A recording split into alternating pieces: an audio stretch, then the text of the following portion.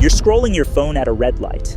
3 podcasts queued, 2 books half read, a course logging you haven't touched in weeks.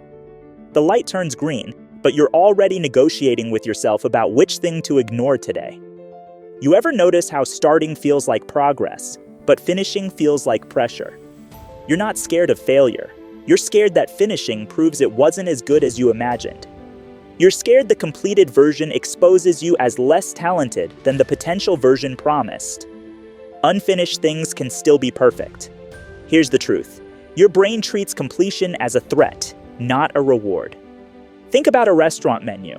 The moment you order, every other option disappears. Finishing one thing means admitting you can't do everything else right now. So you keep 3 projects warm, convincing yourself you're exploring possibilities, when really, you're avoiding the vulnerability of done. Starting is fantasy. Finishing is evidence. So here's the fix. Shrink the finish line. You're not finishing the book. You're finishing this chapter. You're not completing the course. You're watching one lesson today.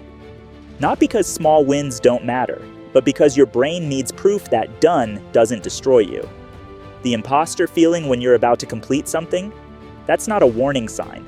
That's your brain realizing it's about to have proof of what you can actually do. And proof can be judged. Let it be judged. Seneca said, "It is not that we have a short time to live, but that we waste a lot of it." Translation: you're not too busy to finish. You're too scared of what finished looks like. Back to that red light. The podcast stays paused. You open the book on your passenger seat, not to page 1, to wherever you left the bookmark. 2 pages before parking. It's not impressive, but it's done. Pick one thing you started. Finish the smallest version of it today.